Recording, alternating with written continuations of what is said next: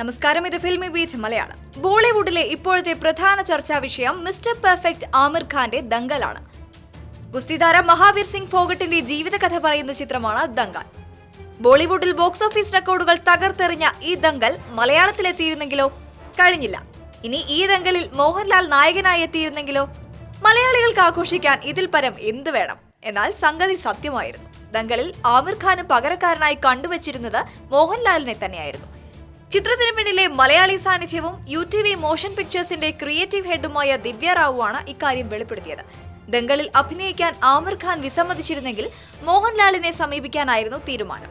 ദംഗൽ എന്ന സിനിമയുടെ ആശയം ആദ്യം ഉദിച്ചത് ദിവ്യയുടെ മനസ്സിലായിരുന്നു. 2012 വന്ന ഒരു പത്രവാർത്തയാണ് ഈ ചിത്രത്തെക്കുറിച്ചുള്ള ആലോചനയിലേക്ക് ദിവ്യയെ നയിച്ചത്. ആശയം രൂപപ്പെട്ട ഉടൻ ദിവ്യ ഉൾപ്പെടെയുള്ള ടീം ആശയവുമായി സംവിധായകൻ നിതേഷ് തിവാരിയെ ചെന്ന് കണ്ടു. യഥാർത്ഥ സംഭവം സിനിമയാക്കുന്നത് കൊണ്ട് തന്നെ എല്ലാ വിവരങ്ങളും സൂക്ഷ്മമായി പരിശോധിച്ചു. പിന്നീടാണ് പട്യാലയിലെത്തി മഹാവീർ സിംഗിനെയും കുടുംബത്തെയും കണ്ട് സിനിമ ചെയ്യാൻ അനുവാദം വാങ്ങിയത്. തുടർന്നിങ്ങോട്ട് സിനിമയുടെ കഥയ്ക്കൊപ്പം എല്ലാ ഘട്ടങ്ങളിലും ദിവ്യയുടെ സംഭാവനയുണ്ടായിരുന്നു. ദിവ്യ ആദ്യമായി ഭാഗമായ സിനിമയാണ് ദംഗൽ. മലയാളിയാണെങ്കിലും ദിവ്യ പഠിച്ചതും വളർന്നതും മുംബൈയിലാണ്. ഇപ്പോൾ ഗ്ലോബൽ പ്രൊഡക്ഷൻ ടീമിനൊപ്പം ഫ്രീലാൻസറായി ദിവ്യ ജോലി ചെയ്യുകയാണ്. ഏതായാലും മലയാളി ആരാധകർക്ക് ഒരല്പം നിരാശയുണ്ട്.